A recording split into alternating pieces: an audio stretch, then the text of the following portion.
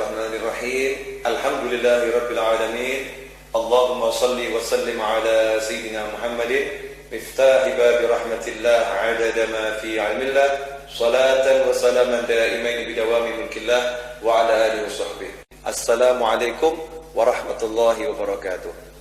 Saudaraku yang dimuliakan Allah Subhanahu wa taala, Allah Subhanahu wa taala telah mengajarkan kepada kita banyak hal yang memudahkan kehidupan dunia dan akhirat kita. Sayangnya, sebagai manusia kita lebih sering memilih yang susah-susah daripada memilih yang mudah-mudah. Kita lebih memilih apa yang disampaikan oleh manusia daripada apa yang disampaikan oleh Allah Subhanahu wa taala. Pada kesempatan ini saya mengajak saudara semua untuk merenungkan salah satu wahyu Allah Subhanahu wa taala yang terdapat dalam surat Al-Baqarah, tepatnya surat Al-Baqarah ayat 268, di mana Allah taala mewahyukan, a'udzubillahi minasyaitonirrajim, qala Allah taala, asy-syaitanu ya'idukumul faqra wa ya'murukum bil fahsya' wallahu ya'idukum maghfiratan minhu wa fadla wallahu wasi'un 'alim. Dalam ayat ini Allah memberitahu kepada kita semua, setan yang merupakan musuh umat manusia, setan yang merupakan musuh orang-orang yang beriman, setan yang telah berjanji akan membawa manusia ke dalam neraka, setan telah menjanjikan kepada manusia. Menjanjikan di sini dalam arti menakut-nakuti. Asy-syaitanu ya'idukumul faqra. Setan menjanjikan kepada kalian, kalian akan menjadi orang yang fakir jika kalian sedekah, jika kalian berderma, jika kalian membagi yang kalian miliki kepada orang lain. Itu janji setan. Itulah yang ditakut-takutkan oleh setan kepada hamba-hamba Allah, kepada manusia seperti kita ini. Asy-syaitanu ya'idukumul faqra wa ya'murukum bil fahsya. Dan setan memerintahkan kalian semua untuk berlaku pelit, menjadi orang yang pelit, menjadi orang yang bakhil, menjadi orang yang berat mengeluarkan rezeki yang Allah berikan kepada kita. Sementara Allah Subhanahu wa taala menyatakan, wallahu ya'idukum maghfiratan minhu wa fadla wallahu wasi'un 'alim. Dan sungguhnya Allah menjanjikan kepada kalian semua, yang mana kita ketahui janji Allah pasti benar. Wallahu ya'idukum maghfiratan minhu wa fadla, dan Allah menjanjikan maghfirah, ampunan dari Allah Subhanahu wa taala atas semua dosa kita, atas semua kesalahan kita. Artinya, seseorang yang mendapatkan ampunan, maka surga adalah tempatnya. Seorang yang mendapatkan ampunan, kehidupan dunianya akan dipermudah oleh Allah Subhanahu wa taala. Allah akan berikan rezeki dari arah yang tidak terduga, min haitsu la yahtasib, karena orang itu diampuni oleh Allah Subhanahu wa taala.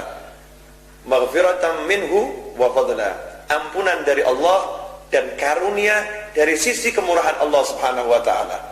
Karunia Allah itu dibagi menjadi dua. Karunia yang Allah berikan lewat usaha seseorang. Artinya, seseorang yang bekerja jual roti atau jual kursi, maka dia akan mendapatkan laba sesuai dengan usahanya itu. Ini dari sisi keadilan Allah Subhanahu wa taala. Adil. Adil artinya usahanya A, hasilnya B, maka dengan usaha A dia diberi hasil B. Kemudian ada rezeki Allah, karunia Allah yang sifatnya dari sisi fadlnya Allah, kemurahan Allah. Usahanya A, tapi hasilnya Z. Usahanya seharusnya cuma menghasilkan uang 100.000, tapi Allah kasih dia uang 1 miliar. Bagaimana itu bisa terjadi?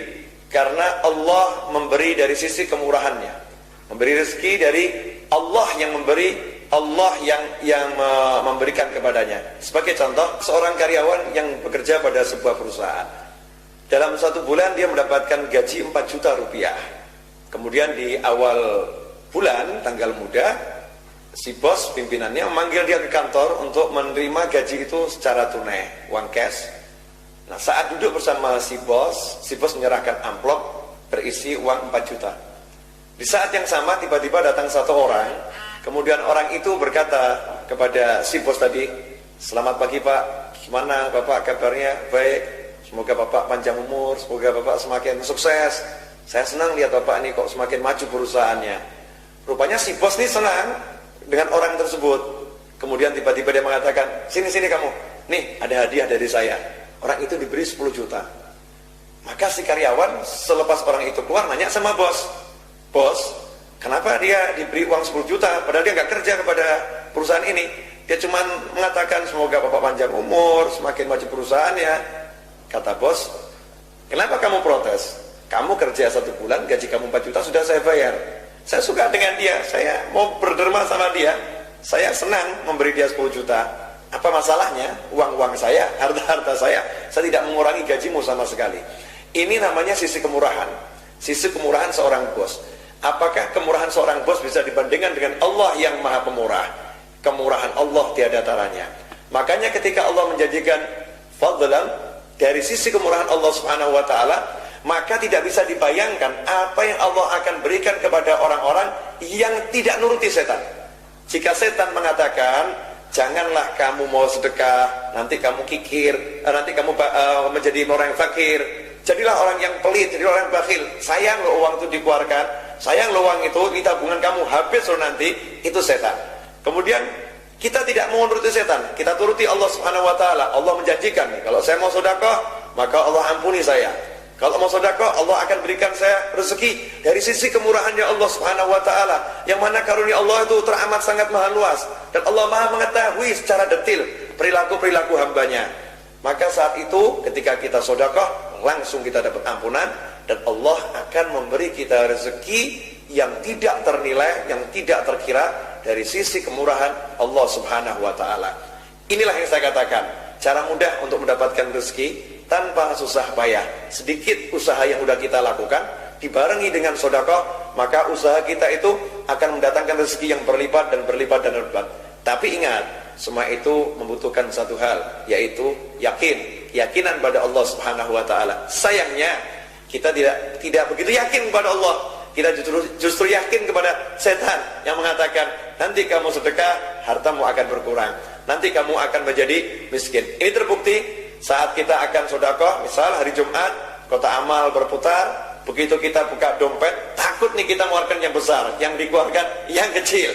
Padahal nanti kalau kita makan es, itu yang dikeluarkan yang besar. Makan es krim, kita makan sesuatu, mengeluarkan 10.000, 20.000, 50.000, nyaman-nyaman saja. Padahal itu jadi kotoran yang kemudian dibuang. Kenikmatannya cuma sesaat. Sementara 50.000, 100.000 yang kita serahkan di masjid atau di tempat-tempat yang lain, seketika itu menjadi ampunan untuk kita semua, artinya menjadi surga bagi kita semua. Di samping itu Allah melipat gandakannya dari sisi kemurahan Allah Subhanahu wa taala. Nah, sedikit ini menjadi renungan buat kita semua. Semoga bermanfaat bagi kehidupan dunia dan akhirat kita semua. Mohon maaf atas segala kekurangan saya. Insya Allah kita bertemu dalam kajian singkat hikmah atau yang kita beri nama kasih melalui Majlis Ar-Rawdah. Terima kasih. Wabillahi taufiq wal hidayah. Wassallallahu ala sayyidina wa Muhammadin wa alihi wasallam. Alhamdulillahirabbil alamin. Wassalamualaikum warahmatullahi wabarakatuh.